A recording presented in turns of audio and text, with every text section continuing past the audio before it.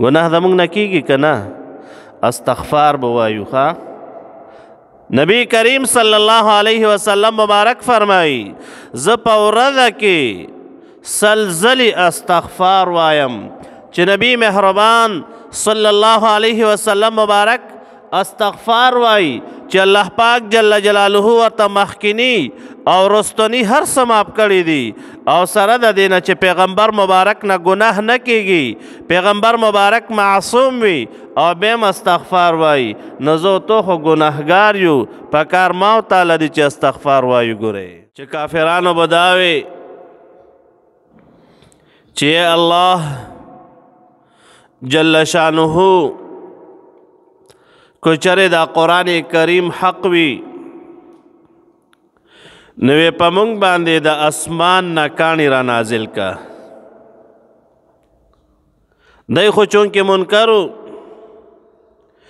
او یاره باندې وی خدای پاکه داسې عذاب راوله چې درناک عذاب وي. لیکن جواب کې الله پاک جل جلاله او فرمایل چې عذاب نه راولم. د عذاب نه راوستو دوه وجې وې.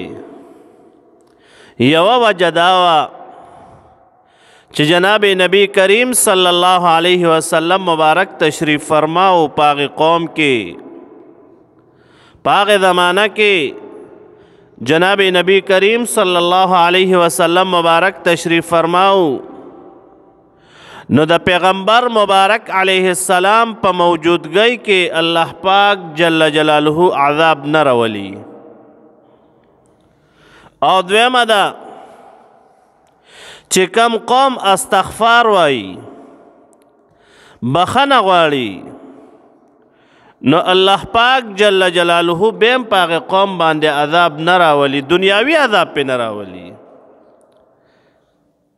کو کله یو قوم وي او ګناهونه ترې نه کېږي، وروڼو ګورئ موږ ټول ګناهګار یو. جناب نبی کریم صلی الله علیه وسلم مبارک فرمایي لو لم تذنبوا کو چرې تاسو ګناهونه نه کوئ نو الله پاک جل جلاله به تاسو ختم کی او داسې قوم به را پیدا کی چې هغوی به ګناهونه کوي او بیا به بخښنه غواړي، الله پاک جل جلاله به ورته بخښنه کوي. خو وروڼو ګورئ دې دا معنا نه ښه چې بس اوس موږ ګناه ته کار ووایو. نه، ګناه د ګناه نه به ګورئ ځان بچ کوو، د الله پاک جل جلاله په توفیق په بچ کیږو. خو کو چرې د انسان نه ګناه وشي نو ډایرکټ ورپسې استغفار وایي. قرآن کریم کې الله پاک جل جلاله فرمایي ان الحسنات یذهبن السیئات، بېشکه دا نیکیانې دا ګناهونه مټاووي، ګناهونه لرې کوي. یو صحابي جناب نبی کریم صلی الله علیه وسلم مبارک تراغو د مسلم شریف حدیث مبارک تا او څه ورته وایي وی صاحب ما باندې حد قائم کا زمانه ګناه وشوه. جناب نبی کریم صلی الله علیه وسلم مبارک ورته فرمایي دغه ټیم کې د مانځه ټیم و. پیغمبر علیه السلام مبارک چې کله دا صحابي مبارک راغو او ځان یې پاکولو، پیغمبر پاک صلی الله علیه وسلم مبارک ته وایي وی صاحب زه خو حد ته رسېدلی یم، ما نه ګناه شوي ده، په ما باندې حد قایم کا. دغه ټیم د مانځه ټیم و. پیغمبر علیه السلام مبارک سره دغه صحابي مبارک مانځه ته ودرېدو او جناب نبی کریم صلی الله علیه وسلم مبارک منځ فرمایلو. چې کله منځ یې وکړو دغه صحابي مبارک ورپسې بیا تابع شو، وی صاحب زمانه خو ګناه شوي ده. پیغمبر پاک صلی الله علیه وسلم مبارک ورته وفرمایل وی تا موږ سره منځ نه کو؟ وی او صاحب منځ خو مې وکړو. وی بس دا د هغې دپاره معافي شوه. دا نیک عمل نه وي؟ دې وجې نه نبی مهربان صلی الله علیه وسلم مبارک فرمائی واتبع السیئة الحسنة تمحها. کله چې دنه ګناه وشوه هغې پسې نیکي وکړه، دغه نیکي را پاسي ستا دا ګناه میټاو کی. ګناه زموږ نه کیږي که نه؟ استغفار به وایو ښه. نبی کریم صلی الله علیه وسلم مبارک فرمائی زه په ورځه کې سلزلی استغفار وایم. چې نبی مهربان صلی الله علیه وسلم مبارک استغفار وای چې الله پاک جل جلاله ورته مخکینی او رستنی هر څه معاف کړي دي، او سره د دې نه چې پیغمبر مبارک نه ګناه نه کیږي، پیغمبر مبارک معصوم وي او بیم استغفار وای. نو زه تو خو ګناهګار یو، په کار ما او تعالی دی چې استغفار وایو. ګورئ نو دویمه وجه دا ده چې الله پاک جل جلاله عذاب نه راولي، هغه وجه دا ده چې خلک استغفار وایي. نو د دې استغفار د وجې نه د دی نه دنیاوي عذاب څه شي؟ هغه منې شي، او چې کم د عذاب مستحق وي د استغفار د وجې نه. رونو استغفار ګوره ډېر بهترین عمل لخه. جناب نبی کریم صلی الله علیه وسلم مبارک فرمائی طوبى لمن وجد فی صحیفته استغفارا کثیرا. جناب نبی کریم صلی الله علیه وسلم مبارک فرمائی چې زیره ده، خوشحالی ده د هغه چا دپاره چې د چا په عملنامه کې استغفار ډېر میلاو شو. زما اوس ته اعمال لیکلی شي که نه؟ دا دو تو چې اوس ترجمې ته ناست یو الحمدلله منځ مو کو، اذان مو کو، او چا ذکر و اذکار کړی وي، داسې خو نه چې بس لاړو بس ختم شو، نه، دا پرشتي لیکي او دا به د قیامت په ورځ د اعمالو په تول کې الله پاک جل جلاله ما او تا ته اچوي. نو چې چا ډېر استغفار ویلی وي هغوی ته به څه وي؟ هغوی ته به خوشخبري وي. جناب نبی کریم صلی الله علیه وسلم مبارک فرمایي چې درې اوازونه الله پاک جل جلاله ته ډېر خوښ دي. ښه درې اوازونه: یو قارئ قرآن، صوت قارئ قرآن، د قرآن پاک د تلاوت ویونکي آواز الله پاک جل جلاله ته ډېر محبوب آواز ده. الله پاک جل جلاله په ډېر خوشحالیږي. او دویم جناب نبی کریم صلی الله علیه وسلم مبارک فرمائی صوت الدیک، د چرګ آواز. چرګ سحر کې چرګ آواز کوي که نه؟ مانځله د پاسوي ښه. او نبی کریم جناب نبی کریم صلی الله علیه وسلم مبارک فرمائی کله چې ته وې او چرګ آواز وکړي او چرګ دې ولیدو آواز یې وکړو، نو د الله پاک جل جلاله نه خیر غواړه، سوال ته کوه. دغه وخت کې دا فرشته ویني. دا چرګ څه کوي؟ دا فرشته وویني، نو ځکه آواز وکړي، بانګ ویایي، آواز وکړي. او کله چې حمار ویني، خر، او هغه آواز کوي، نو اعوذ بالله من الشیطان الرجیم وایه، دا شیطان ویني. نو لہذا دویم عمل چې د استغفار وای، نو د استغفار ویلو د وجنه الله پاک جل جلاله څه کوي؟ هغه عذاب معطل کی، رستوی کی. او بلا د دې وجنه الله پاک جل جلاله اوس ول عذاب ولې ورکوي د مشرکانو لره؟ داسې چلې کولو د مشرکانو چې دوی به د بیت الله شریف نه خلق منې کول، خپله خو به څه منځونه نه کول. چې نور مسلمانان به راغل نو د جماعتونو نه به خلق منې کول. وروڼو د جماعت نه انسان منې کول اشده ګناه ده ګورې، او ډېر سخت ظالم. الله پاک جل جلاله فرمائی ومن اظلم ممن منع مساجد الله ان یذکر فیها اسمه وسعى فی خرابها. د دنه څوک زیات ظالم کیدی شي چې د الله پاک جل جلاله د کور نه خلق منې کوي؟ د دنه څوک زیات ظالم شته؟ نو دی وجه دا وه چې دی به خلک د مسجد حرام شریف نه منې کول. شپږم کال د هجرتو جناب نبی کریم صلی الله علیه وسلم مبارک د 1500 صحابه کرامو رضوان الله تعالی علیهم اجمعین سره اراده وفرمایله او احرامونه وتړل د عمرې دپاره د مدینې منورې نه را روان شو. 1500 کسانو. لیکن کله چې دغه وخت کې لا حج نو فرض شوی ښه حج په 9 کال د هجرت باندې فرض ده. مدینې منورې نه چې کله دی را روان شو نو هلته یو مقام د اوس میقات ته د مدینې منورې والو دپاره ذوالحلیفه ورته وایي. ذوالحلیفه نن زمانې کې ورته بیر علیم وایي.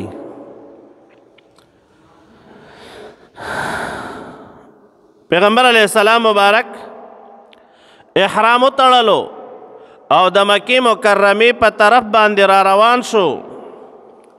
لیکن کله چې حدیبیې ته راورسېدو حدیبیه هلته کې صلح هم شوي وه که نه صلح حدیبیه اوس ورته خلک شمیسي وایي هغې علاقې ته. هلته سعودي عرب والا یو جیل هم جوړ کړی د شمیسي خلک شمیسي وایي هغې علاقې ته او دغه دی کې دا صلح حدیبیه شوي وه. حدیبیه دا یو مقام و. جناب نبی کریم صلی الله علیه وسلم مبارک راورسېدو ورسره ملګري جناب صحابه کرام رضوان الله تعالی علیهم اجمعین. لیکن د مکې مکرمې والو ته پته ولګېده چې هلکه پیغمبر علیه السلام مبارک را روان ده.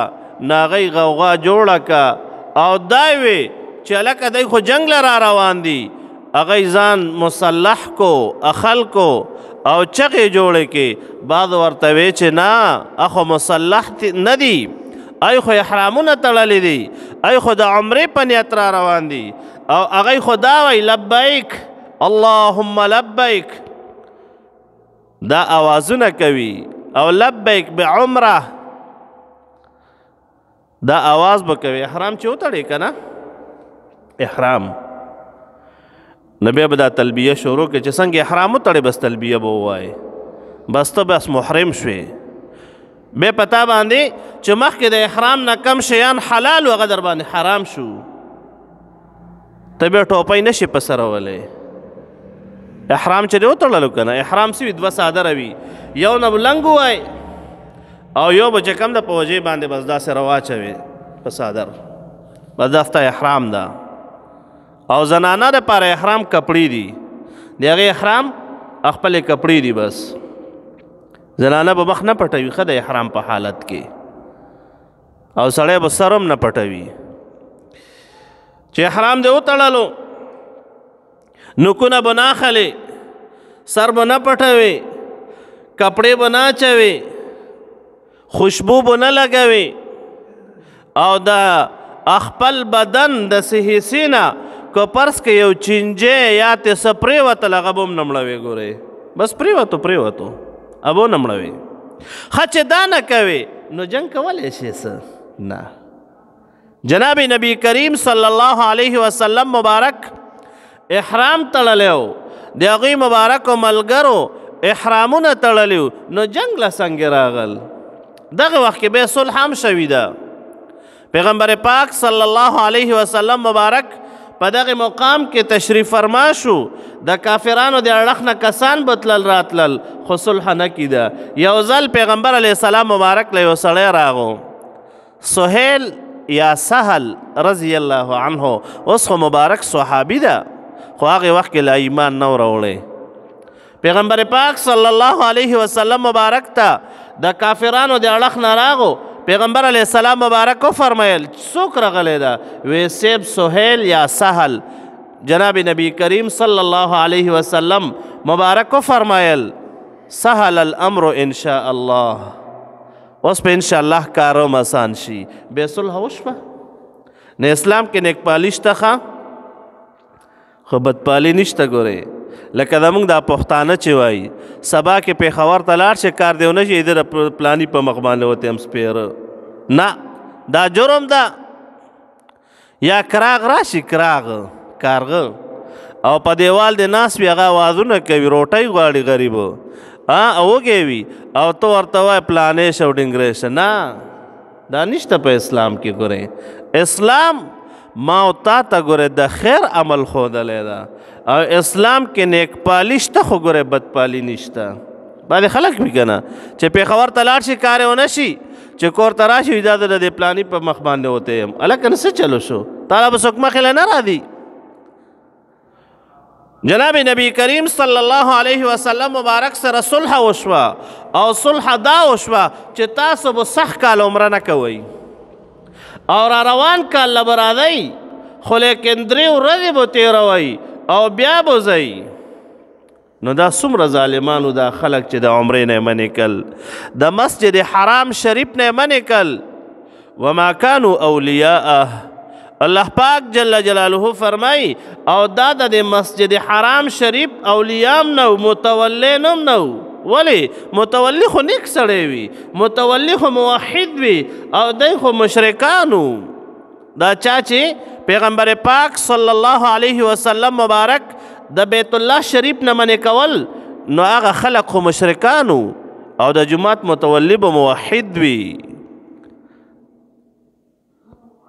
ولی ان اولیاؤه الا المتقون ځکه د دې متولیان نه دي مګر څوک دي متقیان خلق.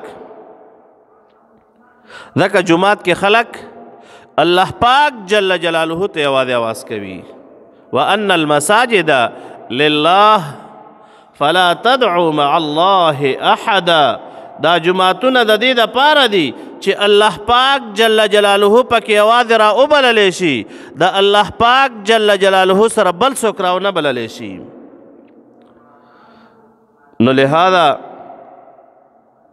که څوک د غیر الله نه امداد پکې غواړي نو هغه ګوره متولي نه ده چې جومات کې ناس ولې نه وي خو د غیر الله نه امداد غواړي دا د جومات متولي نشي کېدی. نو د دې مشرکانو یو عمل خداو چې د جمعات د مسجد حرام شریف نه خلق منې کول او دویم عمل سو وما كان صلاتهم عند البيت الا مكاء وتصديه. د دې کار سو د مونځ کول د دې سو بیت الله شریف سره به راجم شول نو شپیلی بیوال او لاسونه به ټپول دا لاسونه پړقوي خلک کنه دا بیوال او قوالین به کولې. بعضې جاهلان خلک وي ښه هغه اوس هم راغونډ شي چې ته په زیارتونو کې چېرته په جوماتونو کې قوالیانې کوي. هلکه دا خو د شریعت مبارک خلاف عمل کوي. ته د الله پاک جل جلاله مبارک نوم سره د پیغمبر اسلام صلی الله علیه وسلم مبارک نوم سره او د ولی الله نوم سره ته ګانې بجانې وای دا خو ته د شریعت مبارک مخالفت کوي. دا قوالیانې څه وي تاسو قوالیانې اورېدلې دي که نه تبلې ځان ته ایښي وي بس را باندې کړي وي بعد جاهلان وایي مونږ عبادت کوو. هلکه جاهله ته خو په عبادت نه پوهېږې ته خو د عبادت مخالفت کوې ته خو د الله جل شانه مخالفت کوې ته خو د پیغمبر اسلام صلی الله علیه وسلم مخالفت کوې چې هغه درته وایي دا مه کوئ وما كان صلاتهم عند البيت الا مكاء وتصديه او ته بیا هم هغه لګوې خپلې طبلې وایي نو دا خو د شریعت مبارک مخالفت ته ګورئ. الله پاک جل جلاله او فرمایل فذوقوا العذاب بما كنتم تکفرون اوسکئ عذاب د دې وجې نه چې تاسو کفر کولو. نو لهذا دا 2 اعمال د مشرکانو الله پاک جل جلاله بیان کړي دي.